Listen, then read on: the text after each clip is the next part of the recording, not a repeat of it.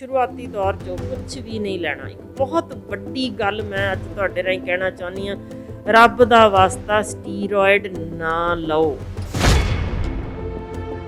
पर ਇਹਦੇ ਵਿੱਚ ਮੈਂ ਖਾਸ ਕਹਿ ਦਿਆਂ क्योंकि कुछ ਬਹੁਤਾ करना ही नहीं। जिंक ਲੈਣਾ है ਤੁਸੀਂ, विटामिन सी ਲੈਣੀ है, ਤਾਂ ਉਹ ਆਪਣੇ ਮਨ ਦੀ ਤਸੱਲੀ ਲਈ ਲੈ ਰਹੇ ਹੋ ਕਿ ਮੈਂ ਇਹਦੇ ਨਾਲ ਠੀਕ ਹੋ ਜਾਣਾ ਹੈ, ਤੇ ਸਹੀ ਮਾਇਨਿਆਂ ਵਿੱਚ ਉਹੀ ਚੀਜ਼ ਅਸਰ ਕਰਦੀ। जिन्हें ये कह दिता गल ही कुछ नहीं, मैं ठीक हो जाना, शुक्र है हुण तक ठीक रहा, अगां भी लंघ जाना, उन्होंने ठीक होना ही। टैसटां राहीं साडे कोल पॉजिटिव आ रहा है, लाशां दे ढेर लग रहे ने।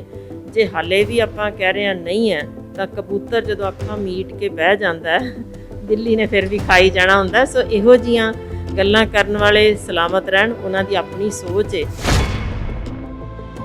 ਹੁਣ ਅਸੀਂ ਉਸ ਧੱਜੀਆਂ ਉਡਾਈਆਂ ਮੈਂ ਕਹਿ ਸਕਦੀ ਹਾਂ ਕਿ ਅਸੀਂ ਹਰ ਚੀਜ਼ ਵਿੱਚ ਕਾਨੂੰਨ ਤੋੜ ਕੇ ਸਵਾਦ ਲੈਂਦੇ ਹਾਂ ਕਿ ਅਸੀਂ ਪਾਰਟੀਆਂ ਵੀ ਕਰ ਲਈਆਂ ਜੀ, ਸਾਡੀ ਉੱਤੇ ਤੱਕ ਪਹੁੰਚ ਹੈ। ਉਹ ਰੱਬ ਨੂੰ ਵੀ ਲੱਗਦਾ ਵੀ ਆ ਜਾਓ ਮੇਰੇ ਕੋਲ ਹੀ ਆ ਜਾਓ, ਫਿਰ ਪਹੁੰਚ ਹੈ ਤਾਂ ਟੱਬਰ ਤੇ ਟੱਬਰ ਵਾਈਪ ਆਊਟ ਹੋ ਰਹੇ ਨੇ। ਫਿਰ ਇੱਕ ਇਹੋ ਜਿਹਾ ਹਾਲ ਹੈ ਕਿ ਐਂਬੂਲੈਂਸ ਵਾਲਾ ਜੋ ਨਾਰਮਲ 'ਚ ਲੈਂਦਾ 4000 1.5 ਲੱਖ ਰੁਪਇਆ ਲੈਣ ਲੱਗ ਗਏ ਨੇ। यानी ये साडे किरदार ने कि असीं किसी भी पद्धर ते छड्डदे नहीं भी मौका मिलिया तां निचोड़ लो। तां असीं ये हाल वेख्या कि उन्हां वल्लों खुशी दा माहौल, ताड़ियां मारियां जाणियां, लो जी खाली होया। यानी एक होर दी मौत ते असीं खुशी मना रहे हैं कि चलो जी अगला साडा पै जाना, हुण अगली मौत साडी लाश आऊगी तो एक तीसरा जना ताड़ियां मारेगा। किस तरह दी साडी सोच हो गई है। साडे कोल इहो जे भी सी केस जिहड़े छाती ते हत्थ मारते आए सी, मैं गेड़ा ला के आना, मैनू कदे भी कुछ नहीं होना, अज वो जिंदा नहीं है। सो इहो जे जिहड़े कह रहे ने कि टीकाकरण नाल तुसीं नपुंसक ही सिर्फ होना है, होर कुछ भी नहीं होना। मेरी बेनती है एक बार आओ करोना वार्ड दे विच 2 घंटे ड्यूटी करो ते फिर तुर के सब दा हाल चाल पुछो, ते असीं बड़े खुश होवांगे जे तुसीं ये साबित कर दोगे कि हाँ जी मैं वार्ड विच ड्यूटी कर आया, सब का हाल चाल पूछया, सब नूं चढ़ती कला विच रख के आया, तो मैनू देखो कुछ भी नहीं होया, बड़ी अच्छी गल होएगी। तो वैलकम करते हैं उन्हां सारिਆਂ ਨੂੰ कि आओ जिथे धड़ा धड़ साडे इत्थे लोकां दी मौत हो रही है, जिथे हंझू बहाउण वाला भी कोई नहीं इस वेले मिल रहा, आओ तो बैठो ड्यूटी करो ताकि तुहानूं अंदाज़ा होवे। क्योंकि जिस तरीके साडे डॉक्टर मौत के मूँह विच जा रहे ने दिन रात ड्यूटियां करके। सत श्री अकाल जी, मैं अनुराग शर्मा, डेली पोस्ट पंजाबी देख रहे दर्शकों का स्वागत है। दोस्तों, जिस तरह कि अज करोना काल चल रहा और लोग कई किस्म दी गल्लां कर रहे हैं, कई किस्म का डर है लोगों के अंदर, और जानना चाहते हैं कि घर बैठे असीं इस बीमारी तो किस तरह बच सकीए, किस तरह का पता लगता। सारे सवाल माहिर डॉक्टर मौजूद ने, डॉक्टर हरशिंदर कौर जी, गलबात उन्होंने नाल करते हैं।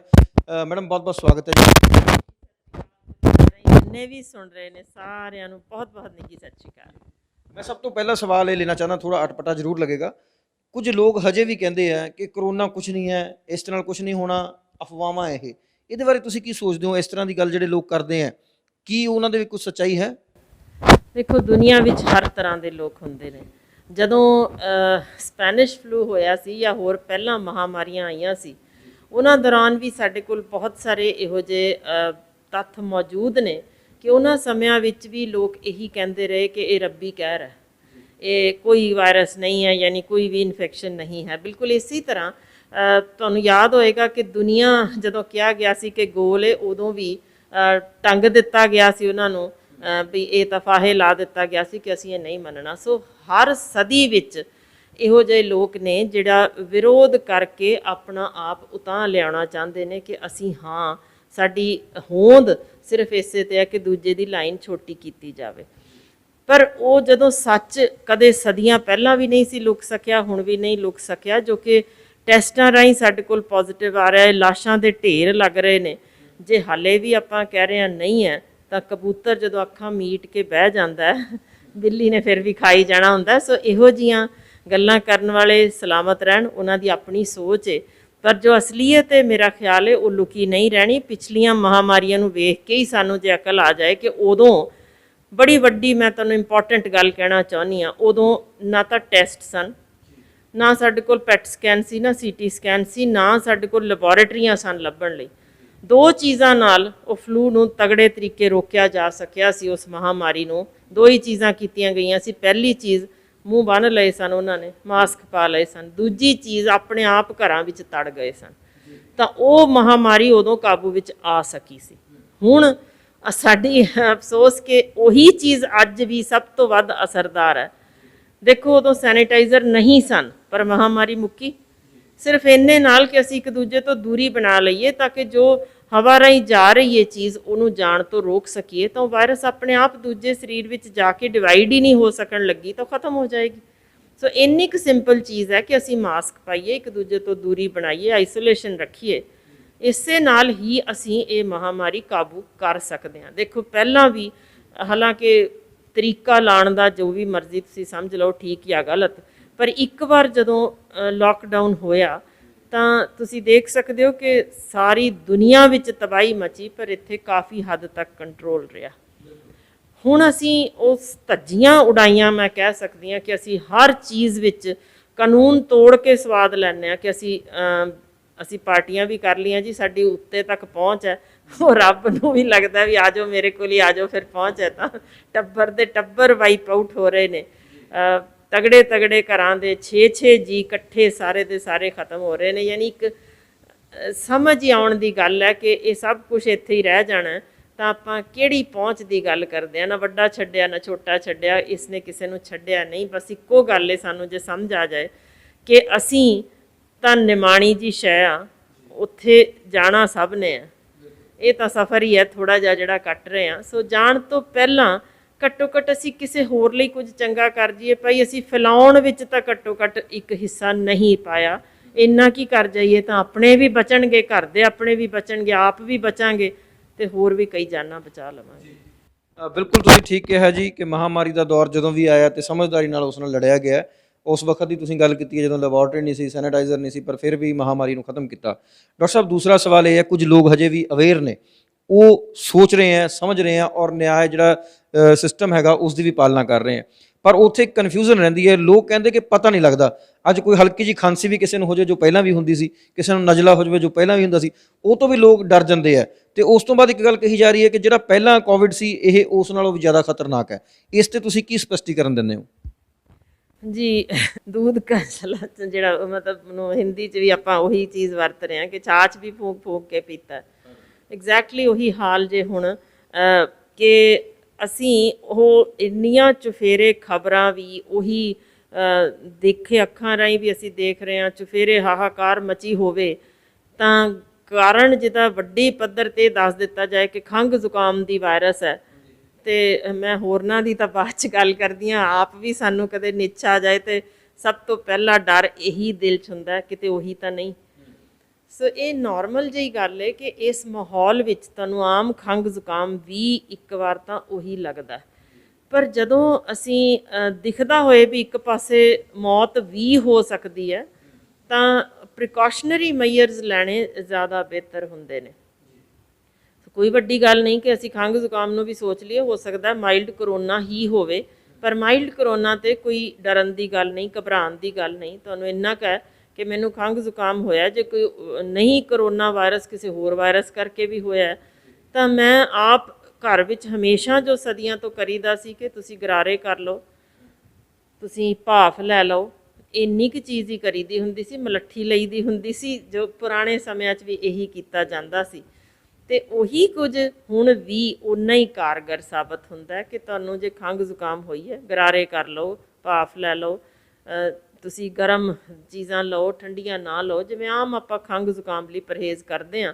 ਸਿਰਫ ਇੱਕ ਚੀਜ਼ ਫਾਲਤੂ ਕਿ ਤੁਸੀਂ ਆਪਣੀ ਇਸ ਵੇਲੇ ਜੋ ਅਸੀਂ ਕਹਿੰਦੇ ਹਾਂ ਕਿ ਜੇ ਤੁਹਾਡੇ ਸ਼ੁਰੂਆਤੀ ਲੱਛਣ ਨੇ, ਤੁਹਾਨੂੰ ਲੱਗਦਾ ਵੀ ਅਜੇ ਮੈਨੂੰ ਉਨੀ ਸੀਵੀਅਰ ਕੁਛ ਵੀ ਨਹੀਂ ਹੈ, ਤੁਸੀਂ 1-2 ਦਿਨ ਆਰਾਮ ਨਾਲ ਘਰ ਚੈੱਕ ਕਰ ਸਕਦੇ ਹੋ, ਬੁਖਾਰ ਤਾਂ ਨਹੀਂ ਹੈ, ਤੁਹਾਨੂੰ ਕੋਈ ਤੁਹਾਡੀ ਆਕਸੀਜਨ ਸੈਚੂਰੇਸ਼ਨ ਠੀਕ ਹੈ। ਬਹੁਤ ਇੰਪੋਰਟੈਂਟ ਗੱਲ ਇਹਦੇ ਬਾਰੇ ਵੀ ਹੈ ਕਿਉਂਕਿ ਆਮ ਮੈਂ ਦੇਖਿਆ ਕੋਈ ਅੰਗੂਠੇ 'ਤੇ ਲਾ ਰਿਹਾ ਹੁੰਦਾ, ਕੋਈ ਲਾਉਂਦੇ ਸਾਰ ਇੱਕਦਮ ਰੌਲਾ ਪਾ ਦਿੰਦਾ 70 ਆ ਗਈ 71 ਆ ਗਈ। ਸੋ 2-3 ਚੀਜ਼ਾਂ ਪਤਾ ਹੋਣੀਆਂ ਚਾਹੀਦੀਆਂ ਕਿ ਸਿਰਫ ਪਹਿਲੀ ਜਾਂ ਦੂਸਰੀ ਉਂਗਲ 'ਤੇ ਹੀ ਤੁਸੀਂ ਉਹ ਲਾਣਾ, ਤੇ 9 ਦੇ ਉੱਪਰ ਆਮ ਤੌਰ ਤੇ ਕਈ ਵਾਰ ਪੁੱਠਾ ਵੀ ਲਾ ਜਾਂਦੇ ਨੇ। ਸੋ 9 ਤੁਸੀਂ ਦੇਖ ਕੇ ਪਾਸੇ ਤੇ ਰੱਖੋ ਕਿ ਇਸ ਤਰ੍ਹਾਂ ਲੱਗਣਾ, ਤੇ ਉਹਨੂੰ ਮਸ਼ੀਨ ਨੂੰ ਔਨ ਕਰਕੇ ਜਦੋਂ ਤੁਸੀਂ ਲਾਣਾ 30 ਸੈਕਿੰਡ ਤੋਂ 1 ਮਿੰਟ ਤੱਕ ਉਹ ਇਸ ਤਰ੍ਹਾਂ ਹੀ ਲੱਗੀ ਰਹਿਣੀ ਚਾਹੀਦੀ ਹੈ। ਮਸ਼ੀਨ ਹੈ, ਸੋ ਉਹਨੇ ਤੁਹਾਨੂੰ ਟਾਈਮ ਲੈਣਾ, ਜਦੋਂ ਉਹਨੇ ਦੱਸਣਾ ਕਿ ਇਹ ਐਗਜ਼ੈਕਟ ਫਿਗਰ ਕੀ ਹੈ, ਜੋ ਕਿ ਸ਼ੁਰੂਆਤੀ ਹੋ ਸਕਦਾ 80 ਦਿਖਾਵੇ ਤਾਂ ਫਿਰ ਉਹ 94 97 ਤੱਕ ਵੀ ਅਖੀਰ 'ਚ ਪਹੁੰਚ ਜਾਂਦੀ ਹੈ। ਸੋ ਉਹ ਟਾਈਮ ਲਓ। ਦੂਸਰੀ ਇੰਪੋਰਟੈਂਟ ਚੀਜ਼ ਕਿ ਤੁਸੀਂ ਇੱਕ 6 ਮਿੰਟ ਵਾਕ ਟੈਸਟ ਹੁੰਦਾ, ਜੇ ਤੁਹਾਨੂੰ ਲੱਗ ਰਿਹਾ ਵੀ ਮੈਨੂੰ ਹਲਕਾ ਸਾਹ ਚੜ੍ਹ ਰਿਹਾ, ਘਬਰਾਹਟ ਕਰਕੇ ਹੈ ਜਾਂ ਕੋਈ ਵਾਕਈ ਪ੍ਰੋਬਲਮ ਹੋ ਰਹੀ ਹੈ, ਤਾਂ ਤੁਸੀਂ ਇਸੇ ਤਰ੍ਹਾਂ ਆਪਣਾ ਪਲਸ ਆਕਸੀਮੀਟਰ ਲਾਇਆ, ਉਹਨੂੰ ਦੇਖਿਆ 1 ਮਿੰਟ, ਫਿਰ ਆਰਾਮ ਨਾਲ ਨੋਰਮਲ ਟਹਿਲਦੇ, ਤੁਸੀਂ ਦੌੜਨਾ ਨਹੀਂ, ਭੱਜਣਾ ਨਹੀਂ, ਆਰਾਮ ਨਾਲ ਨੋਰਮਲ ਵਾਕ ਕਰੋ 6 ਮਿੰਟ ਲਈ। ਤੁਸੀਂ ਆਪਣਾ ਸਟਾਪ ਵਾਚ ਲਾ ਲਓ। ਸਟਾਪ ਵਾਚ ਲਾ ਕੇ ਜਦੋਂ ਤੁਸੀਂ 6 ਮਿੰਟਸ ਪੂਰਾ ਤੁਰ ਕੇ ਆ ਰਹੇ ਹੋ, ਨੋਰਮਲ ਤੁਰ ਕੇ, ਬਗੈਰ ਤੁਸੀਂ ਗਾਣਾ ਗਾਏ, ਬਗੈਰ ਯਾਨੀ ਬੋਲੇ, ਤੁਸੀਂ ਨੋਰਮਲ ਤੁਰ ਕੇ ਆਓ, ਤੇ ਮਨ ਵਿੱਚ ਜੋ ਮਰਜ਼ੀ ਤੁਸੀਂ ਖਿਆਲ ਕਰੋ, ਪਰ ਸਿਵਾਏ ਟੈਨਸ਼ਨ ਨਾ ਲਿਓ ਵੀ ਕੁਝ ਨਹੀਂ ਹੋ ਰਿਹਾ, ਤੁਰ ਹੀ ਰਹੇ ਹਾਂ, ਹਮੇਸ਼ਾ ਤੁਰਦੇ ਸੀ। ਆ ਕੇ ਵਾਪਸ ਫਿਰ ਤੁਸੀਂ ਉਹਨੂੰ ਮੈਯਰ ਕਰ ਲਵੋ। ਜੇ ਉਹ 5% ਤੋਂ ਘੱਟ ਫਾਲ ਹੈ, ਮਤਲਬ ਉਸ ਤੋਂ ਵੱਧ ਨਹੀਂ ਫਾਲ ਜਾ ਰਹੀ, ਤਾਂ ਨੋਰਮਲ ਜੇ, ਕੋਈ ਘਬਰਾਉਣ ਦੀ ਗੱਲ ਨਹੀਂ। ਜੇ ਕਈਆਂ ਦੀ ਤਾਂ ਸਗੋਂ ਕਸਰਤ ਨਾਲ ਤੁਸੀਂ ਆਮ ਬੈਠੇ ਹੋ, ਉਹਨਾਂ ਸਾਹ ਖਿੱਚਦੇ ਹੀ ਨਹੀਂ, ਤੁਰਦੇ ਫਿਰਦੇ ਸਗੋਂ ਉਹ ਕਈ ਵਾਰ ਬੈਟਰ ਹੋ ਜਾਂਦੀ ਹੈ। ਸਗੋਂ ਜੇ ਤੁਰ ਕੇ ਆਏ ਹੋ ਤਾਂ ਤੁਹਾਡੀ ਬਿਹਤਰ ਹੋਈ ਹੁੰਦੀ ਹੈ ਪਹਿਲਾਂ ਨਾਲੋਂ। ਸੋ ਇਹਦਾ ਮਤਲਬ ਹੈ ਤੁਸੀਂ ਠੀਕ ਹੋ, ਕੋਈ ਟੈਨਸ਼ਨ ਦੀ ਲੋੜ ਨਹੀਂ। ਤੇ ਨਾ ਵਾਰ-ਵਾਰ ਦੇਖੋ, ਕਈ ਲਗਾਤਾਰ ਲਾ ਕੇ ਹੀ ਬੈਠ ਜਾਂਦੇ ਨੇ ਕਿ ਹੁਣ ਆ 97 ਹੋਈ, ਹੁਣ 96 ਹੋਈ, ਸਾਨੂੰ ਫੋਨ ਆਉਂਦੇ ਨੇ ਇਸ ਤਰ੍ਹਾਂ ਵੀ ਹੁਣ ਜੀ 96 ਸੀ, 15 ਮਿੰਟ ਬਾਅਦ ਹੁਣ 95 ਹੋ ਗਈ। ਤੇ ਕੋਈ ਗੱਲ ਨਹੀਂ, ਤੁਸੀਂ ਇਹ ਸਗੋਂ ਸਟ੍ਰੈਸ ਜਿਹੜਾ ਹੈਗਾ ਉਹ ਤੁਹਾਡਾ ਸਗੋਂ ਇੱਕ ਪਾਸੇ ਪੈਨਿਕ ਅਟੈਕ ਕਰੇਗਾ, ਤੁਹਾਡਾ ਸਗੋਂ ਆਕਸੀਜਨ ਕੰਜ਼ੰਪਸ਼ਨ ਵਧਾਏਗਾ, ਤੁਹਾਡਾ ਬਲੱਡ ਪ੍ਰੈਸ਼ਰ ਵਧਾ ਸਕਦਾ ਉਹ ਸਾਰਾ, ਯਾਨੀ ਤੁਹਾਡਾ ਹਾਰਟ ਰੇਟ ਵੱਧ ਜਾਏਗਾ, ਬਹੁਤ ਸਗੋਂ ਘਬਰਾਹਟ ਦੇ ਲੱਛਣ ਜ਼ਿਆਦਾ ਹੋ ਜਾਣਗੇ, ਜੋ ਕਿ ਠੀਕ ਨਹੀਂ ਹੈ। ਸੋ ਇਹਨੂੰ ਬਿਲਕੁਲ ਆਮ ਖੰਘ ਜ਼ੁਕਾਮ ਵਾਂਗ ਲਓ। ਜੇ ਤੁਹਾਡਾ, ਪਰ ਸਭ ਤੋਂ ਵੱਧ ਇੰਪੋਰਟੈਂਟ ਹੈ ਕਿ ਤੁਸੀਂ ਆਈਸੋਲੇਸ਼ਨ ਕਰੋ। ਜੇ ਬੁਖਾਰ ਹੋਣ ਲੱਗ ਗਿਆ ਤਾਂ ਤੁਸੀਂ ਟੈਸਟ ਜ਼ਰੂਰ ਕਰਵਾ ਲਓ। ਇਸ ਵੇਲੇ ਬੜੇ ਕੇਸ ਆ ਰਹੇ ਨੇ ਸਾਡੇ ਕੋਲ ਪਿੰਡਾਂ ਵਿੱਚ, ਜਿਹੜੇ ਇਸ ਡਰ ਤੋਂ ਕਿ ਸਾਨੂੰ ਸਰੀਰ ਹੀ ਵਾਪਸ ਨਹੀਂ ਮਿਲਣਾ, ਅਸੀਂ ਟੈਸਟ ਹੀ ਨਹੀਂ ਕਰਾਉਣਾ, ਅਸੀਂ ਘਰ ਜਾ ਕੇ ਮਰ ਜਾਂਦੇ ਹਾਂ। ਹੁਣ ਉਹਦੇ ਨਾਲ ਹੁੰਦਾ ਕੀ, ਜੇ ਇਸ ਤਰ੍ਹਾਂ ਦੇ ਕਈ ਕੇਸਿਸ ਆਏ ਜਿਨ੍ਹਾਂ 'ਚ ਘਰ ਦੇ, ਯਾਨੀ ਇੱਕ ਵਾਈਫ ਨੂੰ ਕਿਸੇ ਦਿਨ ਹੋਇਆ ਤੇ ਉਹਨੇ ਕਿਹਾ ਮੈਂ ਤਾਂ ਜਾਣਾ ਨਹੀਂ, ਮੈਂ ਘਰ ਹੀ ਹੋ ਜਾਂਦੀ ਹਾਂ, ਉੱਥੋਂ ਹਸਬੈਂਡ ਨੂੰ ਹੋ ਗਿਆ, ਵੱਡੇ ਵਡੇਰਿਆਂ ਨੂੰ ਘਰ 'ਚ ਹੋ ਗਿਆ, ਸਗੋਂ ਉਹ ਬਾਕੀ ਮਰ ਗਏ ਤੇ ਉਹ ਲੇਡੀ ਸਭ ਤੋਂ ਅਖੀਰ 'ਚ ਮਰੀ, ਯਾਨੀ ਮਰੀ ਉਹ ਵੀ, ਪਰ ਸਿਰਫ ਇਸ ਕੋਲੋਂ ਵੀ ਟੈਸਟ ਹੀ ਨਹੀਂ ਕਰਾਉਣਾ। ਟੈਸਟ ਨਾਲ ਕਿਤੇ ਵੀ ਕਿਸੇ ਨੇ ਫੜਨਾ ਨਹੀਂ, ਤੁਹਾਨੂੰ ਸਿਰਫ ਇੰਨਾ ਪਤਾ ਹੋ ਜਾਂਦਾ ਕਿ ਮੈਂ ਪ੍ਰੀਕਾਸ਼ਨਸ ਕੀ ਲੈਣੀ ਹੈ। ਸੋ ਦਾ ਟਰੀਟਮੈਂਟ ਵੀ ਕੁਝ ਨਹੀਂ। ਦੇਖੋ, ਜੇ ਤੁਸੀਂ ਸ਼ੁਰੂਆਤੀ ਦੌਰ 'ਚੋਂ ਕੁਝ ਵੀ ਨਹੀਂ ਲੈਣਾ, ਇੱਕ ਬਹੁਤ ਵੱਡੀ ਗੱਲ ਮੈਂ ਅੱਜ ਤੁਹਾਡੇ ਰਾਹੀਂ ਕਹਿਣਾ ਚਾਹੁੰਦੀ ਹਾਂ, ਰੱਬ ਦਾ ਵਾਸਤਾ ਸਟੀਰੋਇਡ ਨਾ ਲਓ। ਪਹਿਲੇ ਦਿਨ ਜਦੋਂ ਅਸੀਂ ਸਟੀਰੋਇਡ ਲੈ ਲੈਂਦੇ ਹਾਂ, ਇਹ ਵਾਇਰਸ ਆਪਣੇ ਆਪ ਹੀ 85% 'ਚ ਖਤਮ ਹੋ ਜਾਣੀ ਹੈ, ਫੈਲ ਨਹੀਂ ਸਕਦੀ। ਸਾਡੇ ਸਰੀਰਾਂ 'ਚ ਇੰਨੀ ਕਮਿਊਨਿਟੀ ਹੈ। ਸੋ 100 ਚੋਂ 85 ਨੇ ਠੀਕ ਹੋਣਾ ਹੀ ਹੋਣਾ। ਉਹ 85 ਵੀ ਕਿਉਂ ਸਾਡੀ ਮੌਤ ਦਰ ਵੱਧ ਰਹੀ ਹੈ? ਕਿਉਂਕਿ ਬਾਜ਼ਾਰੋਂ ਲੈ ਲੈ ਕੇ ਸਟੀਰੋਇਡਸ ਧੱਕੇ ਨਾਲ ਲਈ ਜਾ ਰਹੇ ਨੇ। ਮੈਨੂੰ ਸ਼ਰਮਿੰਦਗੀ ਹੈ ਦੱਸਦਿਆਂ ਵੀ ਕਿ ਕੁਝ ਲੋਕ ਜੋ ਪ੍ਰਾਈਵੇਟ ਥਾਵਾਂ 'ਤੇ, ਜਿਹੜੇ ਕਿ ਇਹ 4 ਰੁਪਏ ਦਾ ਟੀਕਾ ਵੀ 4-4 ਹਜ਼ਾਰ ਦਾ ਲਾਇਆ। ਮੈਂ ਸਾਰਿਆਂ 'ਤੇ ਤੁਹਮਤਾਂ ਨਹੀਂ ਲਾ ਰਹੀ, ਪਰ ਕੁਝ ਕੇਸਾਂ 'ਚ ਸਾਨੂੰ ਦਿਸਿਆ ਵੀ ਹੈ ਸਾਹਮਣੇ। ਮਾੜੀ ਗੱਲ ਹੈ ਕਿ ਇਹੋ ਜਿਹੇ ਮੌਕੇ ਜਦੋਂ ਦਿਸਦਾ ਹੈ ਕਿ ਤੁਹਾਡੀ ਜ਼ਿੰਦਗੀ ਦਾ ਭਰੋਸਾ ਹੀ ਨਹੀਂ, ਤਾਂ ਇਹ ਪੈਸੇ ਕਿੱਥੇ ਲੈ ਕੇ ਜਾਣੇ ਨੇ, ਉਹ ਵੀ ਇਸ ਹਾਲ ਵਿੱਚ ਜਿੱਥੇ ਦੁਨੀਆ ਫਿਰਦੀ ਜੇ ਦਾਨ ਦੇਣ ਨੂੰ ਤੇ ਤੁਸੀਂ ਲਹੂ ਨਿਚੋੜਨ ਲੱਗ ਜਾਓ, ਮਾੜੀ ਗੱਲ ਹੈ। ਪਰ ਉੱਥੇ ਹੀ ਕਿਰਦਾਰ ਨੇ ਸਾਡੇ ਵੀ। ਦੇਖੋ, ਇੱਕ ਆਕਸੀਜਨ ਵੇਚਣ ਵਾਲਾ 900 ਦਾ ਕਹਿੰਦਾ ਮੈਂ 32,000 ਦਾ ਦੇਵਾਂਗਾ। ਫਿਰ ਇੱਕ ਇਹੋ ਜਿਹਾ ਹਾਲ ਹੈ ਕਿ ਐਂਬੂਲੈਂਸ ਵਾਲਾ ਜੋ ਨਾਰਮਲ 'ਚ ਲੈਂਦਾ 4,000, 1.5 ਲੱਖ ਰੁਪਇਆ ਲੈਣ ਲੱਗ ਗਏ ਨੇ। ਯਾਨੀ ਇਹ ਸਾਡੇ ਕਿਰਦਾਰ ਨੇ ਕਿ ਅਸੀਂ ਕਿਸੇ ਵੀ ਪੱਧਰ 'ਤੇ ਛੱਡਦੇ ਨਹੀਂ ਵੀ ਮੌਕਾ ਮਿਲਿਆ ਤਾਂ ਨਿਚੋੜ ਲਓ। ਦੂਜੇ ਪਾਸੇ ਬਿਲਕੁਲ ਦੂਜੇ ਪਾਸੇ ਐਕਸਟ੍ਰੀਮ ਜੇ ਕਿ ਉਹ ਸਾਰਾ ਕੁਝ ਦੇ ਕੇ ਵੀ, ਲੋਕ ਕਰੋੜਾਂ ਦੇ ਕੇ ਵੀ ਤਿਆਰ ਨੇ ਕਿ ਸਾਡਾ ਨਾਮ ਵੀ ਨਾ ਆਵੇ ਪਰ ਅਸੀਂ ਦਾਨ ਦਿੱਤਾ। ਸੋ ਹਰ ਤਰ੍ਹਾਂ ਦੇ ਲੋਕ ਮੌਜੂਦ ਹੁੰਦੇ ਨੇ। ਪਰ ਇਹਦੇ ਵਿੱਚ ਮੈਂ ਖਾਸ ਕਹਿ ਦਿਆਂ, ਕਿਉਂਕਿ ਕੁਝ ਬਹੁਤਾ ਕਰਨਾ ਹੀ ਨਹੀਂ। ਜ਼ਿੰਕ ਲੈਣਾ ਤੁਸੀਂ, ਵਿਟਾਮਿਨ ਸੀ ਲੈਣੀ ਹੈ, ਤਾਂ ਉਹ ਆਪਣੇ ਮਨ ਦੀ ਤਸੱਲੀ ਲਈ ਲੈ ਰਹੇ ਹੋ ਕਿ ਮੈਂ ਇਹਦੇ ਨਾਲ ਠੀਕ ਹੋ ਜਾਣਾ, ਅਤੇ ਸਹੀ ਮਾਇਨਿਆਂ ਵਿੱਚ ਉਹੀ ਚੀਜ਼ ਅਸਰ ਕਰਦੀ ਜੇ। ਜਿਹਨੇ ਇਹ ਕਹਿ ਦਿੱਤਾ ਗੱਲ ਹੀ ਕੁਛ ਨਹੀਂ, ਮੈਂ ਠੀਕ ਹੋ ਜਾਣਾ, ਸ਼ੁਕਰ ਹੈ ਹੁਣ ਤੱਕ ਠੀਕ ਰਿਹਾ, ਅਗਾਂਹ ਵੀ ਲੰਘ ਜਾਣਾ, ਉਹਨਾਂ ਨੇ ਠੀਕ ਹੋਣਾ ਹੀ ਹੋਣਾ। ਮੈਂ 82 ਸਾਲ ਦੀ ਇੱਕ ਮੈਂ ਅੱਗੇ ਵੀ ਐਗਜ਼ਾਮਪਲ ਦਿੱਤੀ ਹੈ, ਸਾਡੇ ਕੋਲ ਫੈਲੇ ਹੋਏ ਕੈਂਸਰ ਵਾਲੇ ਸਾਡੇ ਬਜ਼ੁਰਗ ਮਾਂ ਸੀ ਜਿਹੜੇ ਠੀਕ ਹੋ ਕੇ ਗਏ ਨੇ, ਆਪਣੇ ਆਂਢ ਗੁਆਂਢ ਦੇ 2 ਮੰਜਿਆਂ ਵਾਲਿਆਂ ਨੂੰ ਵੀ ਠੀਕ ਕਰਕੇ ਲੈ ਗਏ, ਉਹ ਪਰਵਾਹ ਨਾ ਕਰੋ ਆਪਾਂ ਠੀਕ ਹੋ ਜਾਣਾ। ਸੋ ਹੌਸਲਾ ਜਿਹੜਾ ਹੈ ਉਹ ਵੱਡੀ ਡਿਸੀਜ਼ ਕਹਿ ਰਹੀ ਹੈ ਇਸ ਬਿਮਾਰੀ ਦੇ ਵਿੱਚ। ਤੁਸੀਂ ਵੀ ਕਰੋਨਾ ਵਾਰਡ ਦੇ ਵਿੱਚ ਜਾਂਦੇ ਹੋ, ਮਰੀਜ਼ਾਂ ਦਾ ਇਲਾਜ ਕਰਦੇ ਹੋ, ਔਰ ਵੈਸੇ ਵੀ ਤੁਸੀਂ ਬੜੇ ਲੋਕਾਂ ਦੇ ਲਈ ਪ੍ਰੇਰਨਾ ਬਣਦੇ ਹੋ, ਹਮੇਸ਼ਾ ਹੀ ਤੁਸੀਂ ਸਮਾਜ ਸੇਵਾ ਬੜੀ ਵੱਡੀ ਲੈਵਲ ਤੇ ਕਰਦੇ ਹੋ। ਡਾਕਟਰ ਸਾਹਿਬ, ਮੇਰਾ ਇੱਕ ਸਵਾਲ ਹੋਰ ਹੈ ਕਿ ਜੇਕਰ ਕੋਈ ਪੋਜ਼ਿਟਿਵ ਆ ਜਾਂਦਾ, ਜਿਸ ਤਰ੍ਹਾਂ ਤੁਸੀਂ ਕਿਹਾ ਕਿ ਉਸ ਹੌਸਲਾ ਹੀ ਕਰ ਲਵੇ ਕਿ ਮੈਂ ਠੀਕ ਹਾਂ, ਕੁਝ ਨਹੀਂ ਹੁੰਦਾ, ਠੀਕ ਹੋ ਜਾਊਗਾ, ਆਈਸੋਲੇਟ ਹੋਣਾ ਚਾਹੀਦਾ, ਦੂਜਿਆਂ ਨੂੰ ਫੈਲਾਅ ਤੋਂ ਰੋਕਣਾ ਚਾਹੀਦਾ। ਸੋ ਅਗਰ ਉਹ ਪੋਜ਼ਿਟਿਵ ਕੋਈ ਵਿਅਕਤੀ ਆ ਜਾਂਦਾ, ਉਸ ਨੂੰ ਪਤਾ ਲੱਗ ਜਾਂਦਾ, ਤੇ ਉਸ ਨੂੰ ਪਹਿਲ ਦੇ ਆਧਾਰ ਤੇ ਕੀ ਕਰਨਾ ਚਾਹੀਦਾ ਹੈ? ਕਿਉਂਕਿ ਤੁਸੀਂ ਡਾਕਟਰਸ ਹੋ, ਅੱਗੇ ਨਰਸਿੰਗ ਸਟਾਫ ਹੈ, ਸਫਾਈ ਸੇਵਕ ਹੈ, ਸਾਰੇ ਲੋਕ ਕਰੋਨਾ ਵਾਰਡ ਦੇ ਵਿੱਚ ਜਾਂਦੇ ਆ, ਇਲਾਜ ਵੀ ਕਰਦੇ ਹੋ, ਸਾਰਿਆਂ ਨੂੰ ਕਰੋਨਾ ਤਾਂ ਨਹੀਂ ਹੋ ਗਿਆ, ਤੇ ਇਸ ਤਰ੍ਹਾਂ ਮਤਲਬ ਕੁਝ ਲੋਕ ਡਰ ਜਾਂਦੇ ਆ, ਛੂਹਣਾ ਵੀ ਦੂਰ ਦੀ ਗੱਲ ਹੈ, ਡਿਸਟੈਂਸ ਤਾਂ ਰੱਖਣਾ, ਮਤਲਬ ਅਲਰਜੀ ਕਰਨ ਲੱਗ ਰਹੇ ਇੱਕ ਦੂਸਰੇ ਤੋਂ। ਇਸ ਚੀਜ਼ ਨੂੰ ਥੋੜਾ ਜਿਹਾ ਡਿਫਾਈਨ ਕਰੋ ਕਿ ਕੀ ਕਰਨਾ ਚਾਹੀਦਾ ਜੇਕਰ ਕਿਸੇ ਨੂੰ ਪਤਾ ਲੱਗ ਗਿਆ ਕਿ ਉਹ ਪੋਜ਼ਿਟਿਵ ਹੋ ਗਿਆ, ਉਸ ਤੋਂ ਬਾਅਦ ਉਹਨੂੰ ਕੀ ਕਰਨਾ ਚਾਹੀਦਾ ਤੇ ਲੋਕਾਂ ਨੂੰ ਕੀ ਕਰਨਾ ਚਾਹੀਦਾ? ਜੀ ਬਿਲਕੁਲ ਨਹੀਂ ਆਉਂਦੇ। ਬੜਾ ਅਜੀਬ ਮਾਹੌਲ, 2 ਕਿੱਸੇ ਮੈਂ ਸਾਂਝੇ ਕਰਨਾ ਚਾਹੁੰਦੀ ਹਾਂ। ਪਹਿਲੀ ਚੀਜ਼ ਕਿ ਇਹ ਸਾਨੂੰ ਸੁਣਨਾ ਪਿਆ ਕਿ ਤੁਸੀਂ ਵੀਡੀਓ ਬਣਾ ਕੇ ਜੀ ਸਾਨੂੰ ਭੇਜ ਦੇਣਾ, ਸੈਂਡ ਕਰ ਦੇਣਾ, ਅਸੀਂ ਤਾਂ ਆਉਣਾ ਹੀ ਨਹੀਂ, ਯਾਨੀ ਨਾ ਤਾਂ ਉੱਥੇ ਜਾਣਾ ਕ੍ਰਿਮੇਸ਼ਨ ਗਰਾਊਂਡ 'ਚ, ਨਾ ਇੱਥੇ ਅਸੀਂ ਆਉਣਾ ਹੀ ਨਹੀਂ, ਆਪੇ ਹੀ ਤੁਸੀਂ ਵੀਡੀਓ ਬਣਾ ਕੇ ਤੇ ਸਾਨੂੰ ਸੈਂਡ ਕਰ ਦਿਓ, ਯਾਨੀ ਇਸ ਤਰੀਕੇ ਦੀ ਐਕਸਟ੍ਰੀਮ ਹੈ।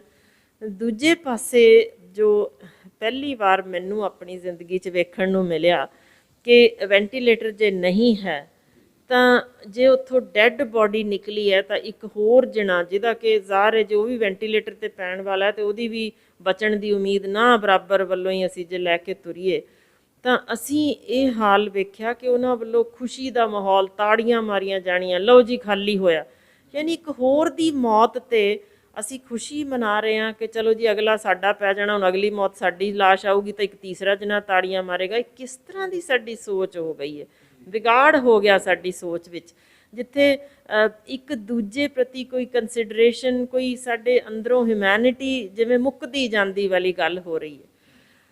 ਸੋ ਇੱਕ ਜਿਹੜਾ ਖਿਆਲ ਰੱਖਣ ਦੀ ਲੋੜ ਹੈ, ਤੁਸੀਂ ਰੈਗੂਲਰ ਜਿਵੇਂ ਮੈਂ ਦੱਸਿਆ ਬੁਖਾਰ ਦੀ ਗੋਲੀ ਲੈ ਸਕਦੇ ਹੋ, ਬਹੁਤੀਆਂ ਦਵਾਈਆਂ ਸਗੋਂ ਨਾ ਲਓ ਤਾਂ ਠੀਕ ਰਹੋਗੇ। ਆਮ ਕੋਲਡ ਦੀ ਕੋਈ ਤੁਸੀਂ ਦਵਾਈ ਲੈਣੀ ਚਾਹੋ ਜੀ ਲੈ ਸਕਦੇ ਹੋ। ਸ਼ੁਰੂ ਜੇ ਤੁਹਾਨੂੰ ਦੁਬਾਰਾ ਬੁਖਾਰ ਹੋਣਾ, ਫਾਲ ਹੋਣੀ ਸ਼ੁਰੂ ਹੋਈ ਹੈ, ਸਾਡੀ ਸਰੀਰ ਦੀ ਲੋੜੋਂ ਵੱਧ ਕੰਮ ਕਰੇ ਤਾਂ ਉਹ ਸਾਈਟੋਕੀਨ ਸਟਾਰਮ ਅਸੀਂ ਕਹਿੰਦੇ ਹਾਂ ਜਿਹੜਾ ਸ਼ੁਰੂ ਹੋ ਜਾਂਦਾ, ਉਸ ਸਮੇਂ ਸਟੀਰੋਇਡਸ ਦੀ ਲੋੜ ਪੈ ਸਕਦੀ ਹੈ, ਰੈਮਡੈਸਿਵਿਰ ਦੀ, ਜਾਂ ਜੋ ਕਿ ਜਿਹਦੀ ਕਿ ਅਜੇ ਤੱਕ ਸਾਨੂੰ ਕੋਈ ਬਹੁਤਾ ਹੁਣ ਤਾਂ ਆ ਵੀ ਰਹੇ ਨੇ ਕਿ ਉਹਦਾ ਕੋਈ ਬਹੁਤਾ ਅਸਰ ਹੈ ਨਹੀਂ, ਜੋ ਕਿ ਉਹ ਅਸੀਂ ਉਹਦੇ 'ਚ ਵੀ ਕਾਲਾ ਬਾਜ਼ਾਰੀ ਚੰਗੀ ਤਗੜੀ ਸ਼ੁਰੂ ਕੀਤੀ ਹੈ। ਫਿਰ ਟੋਸੀ ਦਾ ਰੋਲ ਜਿਵੇਂ ਉਹ ਵੀ ਇੱਥੇ ਜੋ ਕਿਹਾ ਜਾਂਦਾ, ਪਰ ਉਹਦੇ ਨਾਲ ਇੱਕ ਹੋਰ ਮਾੜੀ ਚੀਜ਼ ਵੇਖਣ ਨੂੰ ਮਿਲੀ ਹੈ, ਉਹ ਇਮਿਊਨਿਟੀ ਇੰਨੀ ਕਰ ਦਿੰਦੀ ਹੈ ਕਿ ਫੰਗਲ ਇਨਫੈਕਸ਼ਨ ਆਉਣੀ ਸ਼ੁਰੂ ਹੋ ਗਈ ਹੈ, ਜਿਸ ਸਦਕਾ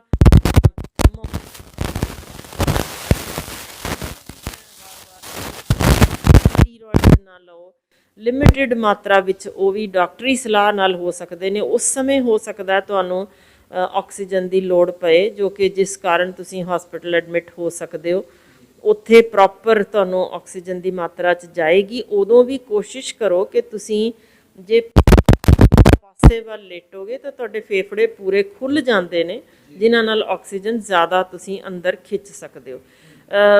ਜਿਨ੍ਹਾਂ ਨੂੰ ਇਨੀਸ਼ੀਅਲ ਸਟੇਜ ਪਹਿਲੇ 5 ਦਿਨ ਕੋਸ਼ਿਸ਼ ਕਰੋ ਤੁਸੀਂ ਫਰੈਸ਼ ਏਅਰ ਰੋਜ਼ ਉੱਪਰ ਲਓ, ਬਾਹਰ ਨਿਕਲੋ ਘਰ 'ਚ, ਅੰਦਰ ਤੜ ਨਾ ਜਾਓ ਕਿ ਚੁਫੇਰੇ ਬੰਦ ਕੰਧਾਂ ਤੇ ਡਰ ਦੇ ਨਾਲ ਹੀ ਅਸੀਂ ਮਰ ਜਾਈਏ, ਇੱਦਾਂ ਦੀ ਲੋੜ ਨਹੀਂ। ਰਾਤ ਨੂੰ ਸੌਣ ਲੱਗਿਆਂ ਸ਼ੁਕਰ ਕਰੀਏ, ਸਵੇਰੇ ਵੀ ਫਿਰ ਵੀ ਇੰਨੇ ਅਸੀਂ ਖਰਬਾਂ ਤੁਰ ਗਏ ਤੇ ਅਸੀਂ ਹਾਂ ਅਜੇ ਬਹੁਤ ਸ਼ੁਕਰ ਹੈ, ਤੇ ਚਲੋ ਯਾਨੀ ਇੱਕ ਆਪਣੇ ਆਪ ਅੰਦਰ ਇੱਕ ਪੋਜ਼ਿਟਿਵ ਜੋ ਤੁਸੀਂ ਐਟੀਟਿਊਡ ਲਿਆਉਣਾ ਉਹ ਬਹੁਤ ਜ਼ਰੂਰੀ ਹੈ। ਪਰ 7ਵੇਂ ਦਿਨ ਤੋਂ ਬਾਅਦ ਜੇ ਤੁਸੀਂ ਲੇਟ ਕਰੋਗੇ, ਜੇ ਤੁਹਾਨੂੰ ਸਿੰਪਟਮਸ ਵੱਧ ਰਹੇ ਨੇ, ਸਾਹ ਔਖਾ ਹੋਣਾ ਸ਼ੁਰੂ ਹੋ ਰਿਹਾ, ਫਿਰ ਜੇ ਘਰ ਹੀ ਬੈਠੇ ਰਹੋਗੇ ਜਾਂ ਓੜ ਪੋੜ ਕਰੋਗੇ, ਉਦੋਂ ਖਤਰਨਾਕ ਸਾਬਤ ਹੋ ਸਕਦਾ, ਉਸ ਸਮੇਂ ਹਸਪੀਟਲ ਜਾਣਾ ਜ਼ਰੂਰੀ ਹੈ। ਜੀ, ਮਤਲਬ 5-4 ਦਿਨ ਦੇਖੀਏ, ਉਲਟੇ ਲੇਟੀਏ, ਆਕਸੀਜਨ ਦਾ ਫਲੋ ਵਧਾਈਏ, ਪੋਜ਼ਿਟਿਵ એનર્ਜੀ ਵਧਾ ਲਈਏ, ਹਵਾ ਜਿਹੜੀ ਹੈ ਫਰੈਸ਼ ਲਈਏ, ਤੇ ਐਟੀਟਿਊਡ ਜਿਹੜਾ ਹੈ ਪੋਜ਼ਿਟਿਵ ਰੱਖੀਏ। ਪਹਿਲਾਂ 60 ਸਾਲ ਤੋਂ ਉੱਪਰ ਵਾਲੇ ਲੋਕਾਂ ਨੇ ਲਿੱਤੀ, ਫਿਰ ਫਰੰਟਲਾਈਨ ਯੋਧੇ ਸੀ ਉਹਨਾਂ ਨੇ ਲਿੱਤੀ, ਹੁਣ 18 ਸਾਲ ਤੋਂ ਵੱਧ ਵਾਲਿਆਂ ਨੂੰ ਸਾਰਿਆਂ ਨੂੰ ਸ਼ੁਰੂ ਕਰ ਦਿੱਤੀ ਹੈ। ਇਸ ਦਾ ਕਿੰਨਾ ਕੁ ਰੋਲ ਹੈ ਜੀ? ਦੇਖੋ ਹੈਗਾ ਇਹ ਇਲਾਕਾ ਤੇ ਇਸੇ ਤਰ੍ਹਾਂ ਅਫਗਾਨਿਸਤਾਨ ਦਾ ਇੱਕ ਇਲਾਕਾ ਜਿੱਥੇ ਟੀਕਾਕਰਨ ਦਾ ਵਿਰੋਧ ਕਰ ਰਹੇ ਨੇ, ਉਹਨਾਂ ਥਾਵਾਂ ਤੇ ਪੋਲੀਓ ਦੇ ਸਿਰਫ ਇੱਕਾ ਦੁੱਕਾ ਕੇਸ ਮਿਲ ਰਹੇ ਨੇ, ਬਾਕੀ ਦੁਨੀਆ 'ਚ ਇਹ ਵੀ ਖਤਮ ਲਗਭਗ ਹੋ ਗਿਆ। ਮੀਜ਼ਲਸ ਦੇ ਵੀ ਖਤਮ ਹੋਣ ਦਾ ਪੂਰਾ ਜ਼ੋਰ ਲਾਇਆ ਗਿਆ ਸੀ, ਟੀਕਾਕਰਨ ਸਾਰੀ ਦੁਨੀਆ 'ਚ ਸ਼ੁਰੂ ਹੋਇਆ, ਫੇਲ ਹੋਣ ਦਾ ਸਿਰਫ ਇਹ ਕਾਰਨ ਹੋਇਆ ਕਿ ਇਹੀ ਕੁਝ ਗਰੁੱਪ ਸਨ ਜਿਨ੍ਹਾਂ ਨੇ ਕਿਹਾ ਕਿ ਅਸੀਂ ਟੀਕਾਕਰਨ ਨਹੀਂ ਕਰਨ ਦੇਣਾ, ਨਹੀਂ ਲਵਾਉਣਾ। ਸੋ ਉਹਨਾਂ ਸਦਕਾ ਇਹ ਅਜੇ ਖਤਮ ਨਹੀਂ ਹੋ ਸਕਿਆ। ਐਗਜ਼ੈਕਟਲੀ ਉਹੀ ਹਾਲ ਹੋਣੇ। ਦੇਖੋ ਪਹਿਲੀ ਚੀਜ਼ ਕਿ ਇਹ ਕਰੋਨਾ ਦੇ ਟੀਕੇ ਦੇ ਨਾਲ ਹੀ ਕਹਿ ਦਿੱਤਾ ਗਿਆ ਸੀ ਇਹ ਇਨਫੈਕਸ਼ਨ ਨਹੀਂ ਰੋਕ ਸਕਦਾ, ਪਰ ਜਿਸ ਪਾਸਿਓਂ ਇਹਦਾ ਫਾਇਦਾ ਉਹ ਇਹ ਹੈ ਕਿ ਜਿੰਨੀ ਵੱਡੀ ਗਿਣਤੀ 'ਚ ਮੌਤਾਂ ਹੋ ਰਹੀਆਂ ਨੇ ਉਹਨਾਂ ਮੌਤਾਂ ਨੂੰ ਰੋਕ ਸਕਦਾ। ਸੋ ਜੇ ਸਾਨੂੰ ਜ਼ਿੰਦਗੀ ਮਿਲ ਰਹੀ ਹੋਏ ਤਾਂ ਫਿਰ ਇਹਨੂੰ ਲਵਾਉਣ 'ਚ ਕੀ ਡਰ ਹੈ? ਦੇਖੋ ਨਾ, ਤੁਸੀਂ ਆਪਣੇ ਬੱਚਿਆਂ ਵੱਲ ਝਾਤ ਮਾਰੋ, ਜੰਮਦੇ ਸਾਰ ਟੀਕਾਕਰਨ ਸ਼ੁਰੂ ਹੁੰਦਾ ਹੈ ਕਿ ਨਹੀਂ? ਸੋ ਜੇ ਅਸੀਂ ਉਦੋਂ 13 14 ਜਾਂ 15 ਬਿਮਾਰੀਆਂ ਲਈ ਟੀਕੇ ਲਵਾ ਰਹੇ ਹਾਂ ਬੱਚਿਆਂ ਨੂੰ, ਤਾਂ ਇੱਕ 16ਵੀਂ ਲਈ ਕੀ ਪੀੜ ਹੈ ਜਿਹਦੇ ਨਾਲ ਤੁਹਾਨੂੰ ਪਤਾ ਹੈ ਯਕੀਨੀ ਤੌਰ ਤੇ ਮੌਤ ਨਹੀਂ ਹੋਏਗੀ, ਸੀਰੀਅਸ ਬਿਮਾਰੀ ਨਹੀਂ ਹੋਏਗੀ, ਹਸਪਤਾਲ ਦਾਖਲ ਹੋਣ ਤੋਂ ਬਚ ਸਕਦੇ ਹਾਂ, ਤਾਂ ਫਿਰ ਲਵਾਉਣ 'ਚ ਕੀ ਗੁਰੇਜ਼ ਹੈ? ਜੇ ਅਸੀਂ ਕਹਿੰਦੇ ਹਾਂ ਇਹਦੇ ਨਾਲ ਕਿਸੇ ਨੂੰ ਕੋਈ ਪ੍ਰੋਬਲਮ ਹੁੰਦੀ ਹੈ, ਸਰੀਰ ਟੁੱਟਦਾ, ਬੁਖਾਰ ਹੋਇਆ, ਕਿਸੇ ਨੂੰ ਟੱਟੀਆਂ ਲੱਗੀਆਂ, ਜੋੜਾਂ 'ਚ ਦਰਦ ਹੋਏ, ਕੋਈ ਉਲਟੀ ਆਈ ਜਾਂ ਟੱਟੀ ਆਈ, ਤਾਂ ਐਗਜ਼ੈਕਟਲੀ ਉਹ ਵੀ ਉਨੇ ਕੁ ਫੀਸਦ ਕੇਸ ਬੱਚਿਆਂ ਵਿੱਚ ਵੀ ਹੁੰਦੇ ਨੇ। ਬਹੁਤ ਥੋੜ੍ਹੇ ਫੀਸਦ ਕੇਸਾਂ 'ਚ ਇਹ ਸਾਈਡ ਇਫੈਕਟਸ ਨੇ, ਪਰ ਜਾਨਲੇਵਾ ਜੇ ਅਸੀਂ ਕਹਾਂਗੇ ਤਾਂ ਸਿਗਰਟ ਨਾਲ ਮੌਤਾਂ ਵੱਧ ਹੋ ਰਹੀਆਂ ਜੇ, ਭੁੱਖਮਰੀ ਨਾਲ 10 ਗੁਣਾ ਵੱਧ ਹੋ ਰਹੀਆਂ ਨੇ, ਮਲੇਰੀਏ ਨਾਲ ਇਸ ਤੋਂ ਕਈ ਗੁਣਾ ਉਤਾਂ ਹੋ ਰਹੀਆਂ ਨੇ, ਐਕਸੀਡੈਂਟ ਵਿੱਚ 25 ਗੁਣਾ ਵੱਧ ਹੋ ਰਹੀਆਂ ਨੇ, ਤੇ ਇਹਦੇ 'ਚ 0.0004% ਕਿੱਡੀ ਕੁ ਵੱਡੀ ਗੱਲ ਹੁੰਦੀ ਜੇ। ਯਾਨੀ ਜੇ ਆਪਾਂ ਵੱਡੀ ਗਿਣਤੀ ਲੋਕਾਂ ਨੂੰ ਬਚਾ ਸਕਦੇ ਹਾਂ ਤਾਂ ਟੀਕਾਕਰਨ ਜ਼ਰੂਰ ਕਰਵਾ ਲੈਣਾ ਚਾਹੀਦਾ। ਕੁਝ ਲੋਕ ਕਹਿੰਦੇ ਕਿ ਜੇ ਟੀਕਾ ਲਗਵਾਵਾਂਗੇ ਨਪੁੰਸਕ ਹੋ ਜਾਏंगे, ਕੁਝ ਲੋਕਾਂ ਦਾ ਕਹਿਣਾ ਹੈ ਕਿ ਜਨਸੰਖਿਆ ਘਟਾਉਣ ਵਾਸਤੇ ਕੀਤਾ ਜਾ ਰਿਹਾ ਹੈ। ਜਿਸ ਤਰ੍ਹਾਂ ਬੁਖਾਰ ਇਤਿਆਦਿ ਤੁਸੀਂ ਗੱਲ ਕਰਦੇ ਹੋ, ਬੁਖਾਰ ਤੇ ਜਦੋਂ ਬੱਚੇ ਦੇ ਟੀਕਾ ਲੱਗਦਾ ਤੇ ਉਹਨੂੰ ਵੀ ਹੁੰਦਾ, ਮੈਂ ਵੈਕਸੀਨ ਕਰਵਾਈ ਹੈ, ਮੈਨੂੰ ਥੋੜਾ ਜਿਹਾ ਮਹਿਸੂਸ ਹੋਇਆ ਪਰ ਬੁਖਾਰ ਨਹੀਂ ਹੋਇਆ, ਨਾਰਮਲ ਆ। ਤੇ ਇਹ ਜਿਹੜੇ ਲੋਕ ਹੈ ਕਿਸ ਤਰ੍ਹਾਂ ਦੇ ਵਿਚਾਰ ਰੱਖਦੇ ਆ? ਕੁਝ ਲੋਕਾਂ ਨੇ ਫੇਸਬੁੱਕ ਤੇ ਜਾਂ ਸੋਸ਼ਲ ਮੀਡੀਆ ਤੇ ਕਿਹਾ ਕਿ ਨਪੁੰਸਕਤਾ ਵੱਧ ਜੂਗੀ ਜੀ, ਇਹ ਟੀਕੇ ਨਾਲ ਲੋਕ ਨਪੁੰਸਕ ਹੋ ਜਾਣਗੇ। ਸ਼ਾਇਦ ਇਸੇ ਕਰਕੇ ਲੋਕਾਂ ਦਾ ਜਿਹੜਾ ਹੈ ਰੁਝਾਨ ਘਟ ਗਿਆ ਟੀਕੇ ਦੇ ਵਿੱਚ। ਜਿੱਦਾਂ ਤੁਸੀਂ ਕਿਹਾ ਕਿ ਜੇਕਰ ਜ਼ਿੰਦਗੀ ਬਚਾ ਸਕਦਾ ਤੇ ਕਿੱਡੀ ਕੁ ਵੱਡੀ ਦਿੱਕਤ ਹੈ, ਅਸੀਂ 15 ਬਿਮਾਰੀਆਂ ਲਈ ਟੀਕੇ ਲਵਾਉਂਦੇ ਆ, 16ਵੀਂ ਲਈ ਕਿਉਂ ਨਹੀਂ ਲਵਾਉਂਦੇ? ਇਹਨਾਂ ਲੋਕਾਂ ਨੂੰ ਕੀ ਕਹਿਣਾ ਚਾਹੋਗੇ ਤੁਸੀਂ? ਦੇਖੋ, ਮੈਂ ਸ਼ੁਰੂ 'ਚ ਹੀ ਜਦੋਂ ਗੱਲ ਕੀਤੀ ਸੀ ਮੈਂ ਇਹੀ ਤੁਹਾਨੂੰ ਕਿਹਾ ਸੀ ਕਿ ਕੁਝ ਲੋਕਾਂ ਦੀ ਹੋਂਦ ਸਿਰਫ ਇਸ ਤੇ ਟਿਕੀ ਹੁੰਦੀ ਹੈ ਕਿ ਕਿਸੇ ਹੋਰ ਦੀ ਲਕੀਰ ਛੋਟੀ ਕਰ ਸਕੀਏ। ਉਹਨਾਂ ਕੋਲ ਆਪਣਾ ਕੁਝ ਵੀ ਨਹੀਂ ਹੁੰਦਾ ਜਿਹੜਾ ਇਹ ਕਹਿ ਸਕਣ ਕਿ ਮੇਰੀ ਆਪਣੀ ਹੋਂਦ ਜਾਂ ਹੈਸੀਅਤ ਮੇਰੇ ਆਪਣੇ ਕੰਮ ਕਰਕੇ ਹੈ। ਜਦੋਂ ਤੁਸੀਂ ਕਿਸੇ ਹੋਰ ਦਾ ਸਵਾਰ ਹੀ ਨਾ ਕੁਝ ਸਕੇ ਹੋਵੋ ਤਾਂ ਇੱਕ ਅਫਵਾਹ ਫੈਲਾ ਕੇ ਤੁਹਾਡੀ ਬੱਲੇ ਬੱਲੇ ਚੁਫੇਰੇ ਹੋ ਸਕਦੀ ਹੈ। ਸਾਡੀ ਹਿਊਮਨ ਸਾਈਕੀ ਵੀ ਨੈਗੇਟਿਵਿਟੀ ਵੱਲ ਵੱਧ ਖਿੱਚੀ ਜਾਂਦੀ ਹੈ। ਸੋ ਜਦੋਂ ਕਿਸੇ ਦਾ ਮਾੜਾ ਹੁੰਦਾ ਵੇਖੀਏ, ਕਤਲ ਹੋ ਗਿਆ, ਖੂਨ ਹੋ ਗਿਆ, ਜਾਂ ਪਤੀ ਪਤਨੀ ਦੀ ਲੜਾਈ ਪਬਲਿਕ ਹੋ ਗਈ, ਤਾਂ ਵਿਊਜ਼ ਦੇਖਿਆ ਕਰੋ ਕਿੰਨੇ ਕੁ ਵੱਧ ਨੇ। ਤੇ ਜਦੋਂ ਹੁੰਦਾ ਕਿਸੇ ਨੇ ਕਿਸੇ ਨੂੰ ਹਸਪੀਟਲ ਜਾ ਕੇ ਪਹੁੰਚਾਇਆ ਤਾਂ ਉਹਦੇ ਵਿਊਜ਼ ਮੇਰਾ ਖਿਆਲ 1000 ਗੁਣਾ ਘੱਟ ਹੋਣਗੇ, ਕਿਉਂਕਿ ਅਸੀਂ ਪੋਜ਼ਿਟਿਵਿਟੀ ਵੱਲ ਖਿੱਚੇ ਨਹੀਂ ਜਾਂਦੇ। ਸੋ ਇਹ ਨੈਗੇਟਿਵ ਗੱਲਾਂ ਫੈਲਾਉਣ ਵਾਲਿਆਂ ਕੋਲ ਕੋਈ ਹੋਰ ਕੰਮ ਹੀ ਨਹੀਂ ਹੈ। ਸਿਰਫ ਇੰਨਾ ਕਿ ਅਸੀਂ ਇਹਦੇ ਉਲਟ ਗੱਲ ਕਰਾਂਗੇ ਤਾਂ ਸਾਡੇ ਵੱਲ ਲੋਕ ਖਿੱਚੇ ਆਉਣਗੇ, ਸਾਡੇ ਵੱਲ ਯਾਨੀ ਸਾਡੀ ਇੰਪੋਰਟੈਂਸ ਵੱਧ ਜਾਣੀ ਹੈ। ਮੇਰਾ ਇਹੀ ਬੇਨਤੀ ਹੈ ਕਿ ਜਿਹੜੇ ਲੋਕ ਸਿਰਫ ਇਹਨਾਂ ਲੋਕਾਂ ਦੇ ਕਹਿਣ ਸਦਕਾ ਹੀ ਟੀਕਾ ਨਹੀਂ ਲਵਾ ਰਹੇ, ਜ਼ਰਾ ਕਿ ਉਹਨਾਂ ਦੇ ਪਿਛਾਂ ਕਿਰਦਾਰ ਵੱਲ ਝਾਤ ਮਾਰ ਲਿਓ ਕਿ ਕਿੰਨੀ ਕੁ ਉਹ ਪੜ੍ਹੇ ਲਿਖੇ, ਕਿਸ ਉਚਾਈ ਤੱਕ ਗਏ ਤੇ ਕਿਸ ਬੇਸ ਦੇ ਆਧਾਰ ਉੱਤੇ ਇਹ ਗੱਲ ਕਰ ਰਹੇ ਨੇ। ਜਦੋਂ ਪੂਰੀ ਦੁਨੀਆ ਰਸਤੇ ਜਾ ਰਹੀ ਹੈ ਜਿੱਥੇ ਵੱਡੇ ਵੱਡੇ ਵਿਕਸਿਤ ਮੁਲਕ ਕਾਬੂ ਕਰਨ ਵੱਲ ਜਾ ਚੁੱਕੇ ਨੇ ਸਿਰਫ ਟੀਕਾਕਰਨ ਸਦਕਾ, ਤਾਂ ਅਸੀਂ ਨਾ ਕਹਿ ਕੇ ਕਿੰਨਿਆਂ ਨੂੰ ਇੱਥੇ ਹੋਰ ਮਾਰਨ ਵੱਲ ਤੱਕ ਰਹੇ ਹਾਂ। ਤੁਸੀਂ ਦੇਖੋ, ਅਨੇਕ ਇਹੋ ਜਿਹੇ ਜੋ ਫੇਸਬੁੱਕਸ ਤੇ ਕਹਿੰਦੇ ਸੀ ਮੈਂ ਕਰੋਨਾ ਨਹੀਂ ਮੰਨਦਾ, ਉਹਨਾਂ ਨੂੰ ਹੋਈ ਤੇ ਮੌਤ ਦੇ ਮੂੰਹ ਵਿੱਚ ਗਏ ਵੀ ਨੇ। ਸਾਡੇ ਕੋਲ ਇਹੋ ਜਿਹੇ ਵੀ ਸੀ ਕੇਸ ਜਿਹੜੇ ਛਾਤੀ ਤੇ ਹੱਥ ਮਾਰਦੇ ਆਏ ਸੀ, ਮੈਂ ਗੇੜਾ ਲਾ ਕੇ ਆਨਾ, ਮੈਨੂੰ ਕਦੇ ਵੀ ਕੁਝ ਨਹੀਂ ਹੋਣਾ, ਅੱਜ ਉਹ ਜ਼ਿੰਦਾ ਨਹੀਂ ਹਨ।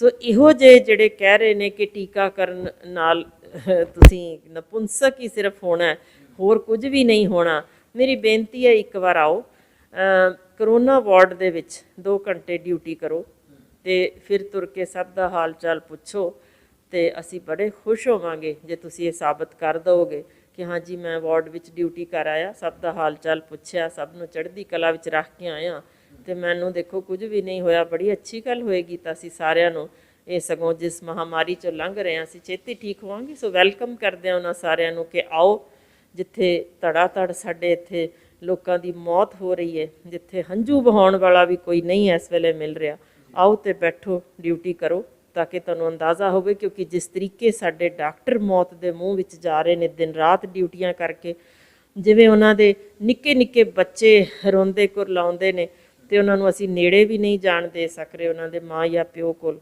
ਉਹਨਾਂ ਦਾ ਕੀ ਕਸੂਰ ਹੈ? ਨੌਜਵਾਨ ਬੱਚੇ ਪੜ੍ਹ ਕੇ ਜੋ ਹੁਣ ਡਾਕਟਰੀ ਅਜੇ ਨਿਕਲੇ ਨੇ, ਜ਼ਰਾ ਉਹਨਾਂ ਦੇ ਮਾਂ ਪਿਓ ਦਾ ਹਾਲ ਵੀ ਸੋਚੀਏ ਕਿ ਉਹ ਸਿਰਫ ਇਸ ਕਰਕੇ ਮੌਤ ਦੇ ਮੂੰਹ ਵਿੱਚ ਗਏ ਕਿ ਅਸੀਂ ਹੋਰਾਂ ਦੀਆਂ ਜਾਨਾਂ ਬਚਾ ਸਕੀਏ। ਉਹਨਾਂ ਦੇ ਮਾਪਿਆਂ ਨੂੰ ਜਾ ਕੇ ਕਹਿ ਕੇ ਵੇਖੋ ਕਿ ਕਰੋਨਾ ਨਹੀਂ ਹੈ, ਤਾਂ ਫਿਰ ਉਹਨਾਂ ਦੀ ਅੱਖਾਂ 'ਚ ਝਾਕ ਕੇ ਜਵਾਬ ਦੇਣਾ ਕਿ ਉਹ ਕੀ ਕਹਿਣਾ ਚਾਹੁੰਦੇ ਨੇ।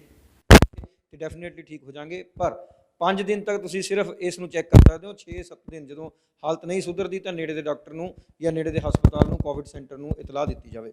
ਕੈਮਰਾਮੈਨ ਦੀਪਕ ਸ਼ਰਮਾ ਦੇ ਨਾਲ ਅਨੁਰਾਗ ਸ਼ਰਮਾ, ਡੇਲੀ ਪੋਸਟ ਪੰਜਾਬੀ ਲਈ, ਪਟਿਆਲਾ ਤੋਂ।